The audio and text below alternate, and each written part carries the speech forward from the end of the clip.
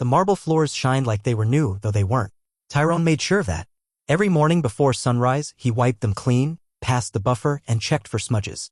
By the time the building stirred awake suits walking in with coffee cups and earbuds, his part was already done. He moved quietly, not out of fear, just habit. Years of working nights taught him that the less attention he drew, the smoother things went. He didn't wear a name tag, just navy coveralls with a single stitched word above the pocket, maintenance. He was mopping near the security desk when the noise started outside, shouting, tires screeching, then the flash of red and blue. Tyrone didn't look right away. But the doors burst open and 2 officers stepped in like they owned the place. One tall, lean, with a jaw set too tight. The other younger, eyes scanning the lobby like a target range. Tyrone kept working, quiet, methodical. But the tall one saw him. "Hey," the officer barked. "What are you doing here?" Tyrone paused, turned slightly. "Cleaning." "Yeah?" The officer walked closer, his tone sharpening. "Got ID on you?" Tyrone reached slowly into his pocket, handed over the ID card clipped to his belt loop. The officer snatched it, looked at it like it was fake. "You work here?" he asked, skeptical. "Yes, sir." "For who?" Tyrone looked him in the eye. "The building." The officer scoffed. "Smart guy." Tyrone didn't reply. The younger cop stood further back, watching. His eyes flicked between Tyrone and his partner, unsure. But he said nothing. The officer stepped closer. "I don't like games. You're gonna tell me exactly what you're doing here, or we're gonna have a problem." Still, Tyrone didn't flinch. "Not yet." The officer's voice carried across the lobby, sharp and too loud for the quiet of the morning. A few early employees slowed their steps as they walked in, their eyes darting between the uniform and the man with the mop. Tyrone stayed still. He wasn't confrontational, never had been. But he wasn't afraid either. "I clean here every morning," he said plainly. "Been doing it for the last 4 years. The officer flipped his ID card over like it might reveal a hidden lie. "You don't have a uniform badge. Just this name stitched on. Maintenance. That's it?" Tyrone nodded once. The younger officer shifted uneasily, glanced at the security guard behind the front desk who was now watching the scene unfold with growing discomfort. "Is there a problem here?" the guard asked hesitantly, rising from his stool. "Stay out of it," the officer snapped. "I'm talking to him." The guard froze. Tyrone's hand tightened on the mop handle, not from fear, just a reflex. He could feel the tension in the air now thickening. The tall officer stepped closer, invading his space. "You show up before dawn, no supervisor in sight, no real ID. You sure you're not casing the place? You sure you even work here?" The words were deliberate. That's when a woman walked in through the glass doors, gray pencil skirt, phone in one hand, coffee in the other. She slowed, looked at the officer, then at Tyrone. Her eyes stayed on Tyrone just a second longer than they needed to. Then she kept walking. Didn't say a word. Didn't stop. Just like always. The officer took that silence from the woman and used it like confirmation. He straightened his posture, confidence swelling. "You see that," he said, gesturing toward the woman now heading for the elevators. "Even she looked at you like something's off." Tyrone didn't look away. "She looked at you," he replied calmly. "Not me." The officer's jaw tightened. The younger cop finally spoke. "Maybe we should check with building management, make sure everything's good before we—" "No," the older one cut him off. "We're doing this right. Something doesn't sit right." He leaned closer to Tyrone. "Empty lobby, no one backing you up. You think that's normal?" Tyrone's voice stayed steady. "It's always empty at this hour. Most people don't show up till after 8. The officer stepped back, eyes scanning the polished floor, the spotless glass, the scent of citrus cleaner still lingering in the air. "You ever have issues before?" he asked. Tyrone shrugged slightly. "Not until today." The front desk guard shifted again, clearly uncomfortable. The elevator dinged. A man in a tailored blue suit stepped out carrying a leather briefcase. He paused, took in the scene, then made a sharp turn, pretending not to notice. The officer didn't even glance at him. He kept his focus on Tyrone. "What's in the storage closet?" he asked, jerking a thumb toward the utility door. "Cleaning supplies." "Open it." Tyrone didn't move at first. "Now." So he did. He walked over, unlocked the door, and swung it open. Nothing but brooms, disinfectants, buckets. The officer looked inside for 2 seconds too long, as if hoping for something more. Something illegal. Something that would let him say he was right. There was nothing. And that was starting to bother him. The officer stepped back from the open closet, frustration tightening his face. "Doesn't mean anything," he muttered. "Could have dumped something already. Or stashed it somewhere else." The younger cop shifted again, glancing at his watch. "We should probably loop in the building manager, get someone official to confirm who he is." But the senior officer ignored him. He turned back to Tyrone. "You always work alone?" "Yes." "No supervisor on site?" "No need. I have keys. Alarm codes." The officer's eyes narrowed. "And they just trust you with all that?" Tyrone looked at him, then said quietly, "They do. The security guard spoke again, more firmly this time. Officer, I can vouch for him. He's been working here every day since before I even started. The officer snapped. I said stay out of it. The guard sat down, jaw clenched. You think being calm's gonna help you? The officer asked, stepping into Tyrone's space again. You think acting like you've got nothing to hide means you don't? Tyrone didn't blink. No. I just don't believe in raising my voice for people who already made up their minds. The cop's hand dropped to his belt, not on his gun, but close. Just enough. You keep pushing, he warned. You're gonna find out I don't need much to take you in. And for a moment, the lobby went still. Then Tyrone said evenly, and you're going to find out I don't need much to end your career. The younger cop looked up sharply. The senior one took a half step back. What did you just say? Tyrone looked him square in the eyes. I said, this might not go the way you think. The officer stared at him, trying to read his face. But Tyrone gave him nothing. Just steady eyes. Calm. Certain. You threatening me? The cop asked, voice lower now, unsure if he wanted the answer. No, Tyrone said. But you're 2 minutes from making the worst decision of your life. The younger officer cleared his throat. Maybe we should call this in, just verify his credentials before we. I said we handle this, the older cop snapped. But his voice had lost its edge. He looked back at Tyrone, eyes darting, starting to do the math. It wasn't adding up. The man in front of him wasn't rattled. Wasn't afraid. Wasn't acting like someone who needed to prove anything. And that bothered him more than he wanted to admit. I'm going to need you to sit down, the officer said. Right there, on the bench. Tyrone didn't move.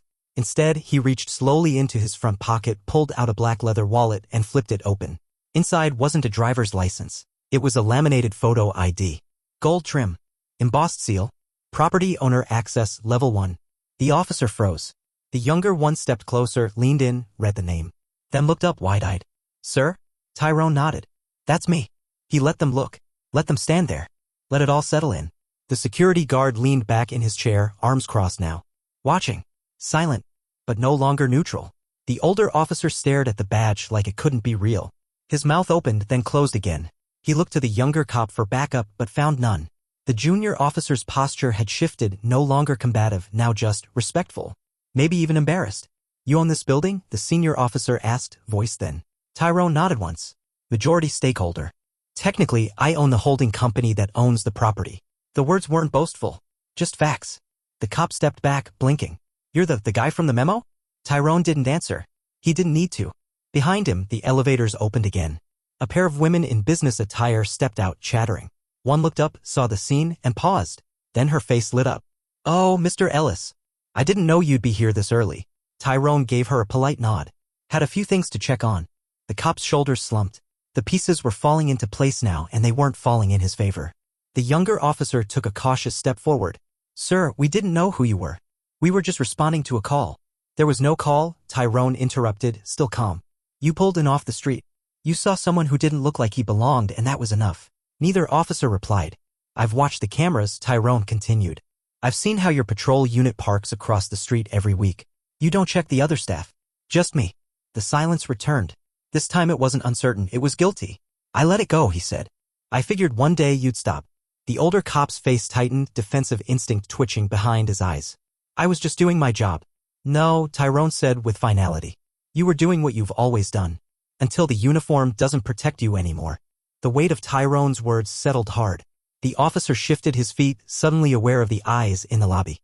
The front desk guard still watching. The women at the elevator now standing quietly, unsure whether to leave or stay. Even the younger officer looked away. Tyrone stepped forward, closing the space the officer had filled earlier. I built this place from nothing, he said, voice low but clear. 15 years. Contracts. Permits. Deals people said I couldn't close. The older officer stared at the floor. I started as a janitor. Real one. Nights. 2 jobs. Nobody gave me anything. He paused, letting that land. You walk in here with your badge and your assumptions and think the man with the mop doesn't matter. You didn't even ask my name. Still, the officer said nothing. Tyrone nodded slowly. You're not the first. Won't be the last. But you're standing in the one place where that attitude has consequences. The air in the lobby had changed. The tension was no longer Tyrone's to carry. The officer finally met his eyes again. Not with anger. With dread. You gonna report me? He asked quietly. Tyrone didn't smile. Didn't gloat. Not yet. The words weren't a threat. They were a sentence. Delayed. But not forgotten. The officer's mouth opened like he wanted to say something, justify, explain, maybe even apologize, but nothing came out. His hands twitched near his belt. Not out of threat now. Just uncertainty. Tyrone tilted his head slightly. You ever ask yourself how many times you've done this to someone who didn't have the means to push back? The question wasn't rhetorical. The younger cop's face tightened. He glanced toward his partner, then at Tyrone. I didn't know, the older cop said finally. His voice wasn't firm anymore. It wavered. I didn't. Tyrone interrupted gently. You didn't care. Another pause. Then that's worse. The officer's jaw tensed. He looked ready to argue, but didn't. Instead, he turned slightly, muttered to the younger cop, let's go. But the younger one hesitated. He looked at Tyrone. I'm sorry, he said barely above a whisper. Tyrone gave a slight nod. Nothing more. The senior officer bristled but didn't react. They turned and walked out together, the sound of their boots fading into the hallway. No more swagger. Just silence. The security guard finally spoke, his voice quiet but firm. I've seen them do that before. Just never said anything. Tyrone looked at him. You saw it today. The man nodded, ashamed. Yeah. And for a moment, nobody moved. Tyrone turned, picked up his mop, and set it back in the bucket. The motion was slow, unhurried. He didn't need to explain anything else. The lobby was quiet again. The kind of quiet that doesn't settle, it lingers. People moved around it, not through it. The two women from the elevator had already stepped into the hallway, whispering. The security guard remained seated, hands clasped in front of him, watching Tyrone not as a janitor now, but as something else. Tyrone returned to his cart, pulled out a towel, and began wiping the streak the officer's boot had left on the floor. Simple. Focused. Like the past few minutes hadn't happened. But they had. And everyone knew it. The guard finally stood up. Mr. Ellis, if you want me to file a report. Tyrone looked over, calm. No need. Button. I said no. The guard paused, then sat back down, quieter now. You sure? Tyrone nodded once. Some people learn better when they walk away thinking they got off easy. A beat passed. And then realized later they didn't. The words landed soft but stayed heavy. A young delivery man entered through the side door, pushing a dolly of packages. He looked around, felt the tension in the air, and moved quickly past without asking questions. The elevator dinged again. A suited man stepped out, glanced around, then looked away, choosing not to get involved. Tyrone kept cleaning. Not because he had to, but because it was still his building. And right now, it needed someone to wipe it clean. Tyrone finished with the smudge, wrung the towel out, and placed it neatly back on the cart. The lobby was returning to its usual rhythm, footsteps echoing, phones ringing from upper floors, coffee lids snapping shut. But the security guard kept glancing over. Tyrone took out his phone, scrolled briefly, then tapped a name. He lifted it to his ear. Yeah. It's me, he said, voice low. Need a review of external patrol protocols. Non-response encounters. Especially the Tuesday beat. A pause. Today was unnecessary. I want it documented. Another pause. No. Not yet. Just monitor. I want behavior reports, not apologies. He ended the call. The guard blinked. You're filing it internally? Tyrone didn't answer directly. Things move better from the top. The guard nodded slowly. So that's it. Tyrone looked around the lobby, then back at the man. No. That's the start. He turned toward the elevator, pressed the button, and waited. His reflection stared back at him in the brushed steel. When the doors opened, he stepped in. But just before they closed, he looked at the guard one last time. Start watching what matters. The doors slid shut with a soft thump. The lobby again was still. The elevator rose steadily, floor numbers lighting one by one. Tyrone stood alone, arms at his sides, eyes fixed on nothing in particular. His expression hadn't changed, not since the confrontation downstairs. Still calm. Still composed. But beneath it, something had shifted. At the top floor, the doors opened to a quiet hallway lined with frosted glass offices. The carpet here muted every step. Executive space. Reserved. Clean. He walked past the assistant's desk. She looked up, surprised. Mr. Ellis, I didn't know you were in today. Didn't plan to be. She stood quickly. You want me to clear your schedule? No schedule today. Just need my reports. Yes, sir. She handed him a folder. He took it without looking inside and walked into the corner office. Glass walls. City view. A plaque on the desk, Tyrone Ellis, chairman. He didn't sit right away. Just walked to the window, looking out over the buildings. He'd signed the deed on this once 6 years ago. At the time, no one shook his hand. They congratulated his lawyers. He remembered that.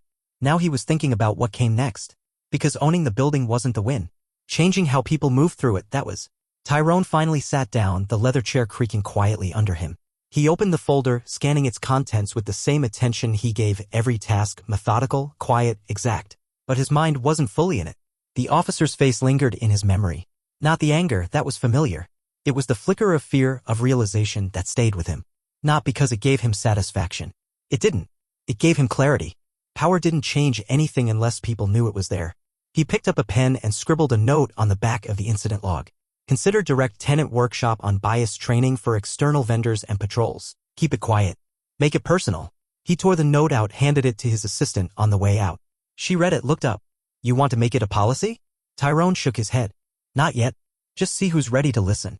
He walked past her without waiting for a reply. Some lessons had to be learned in silence. The loudest ones always were.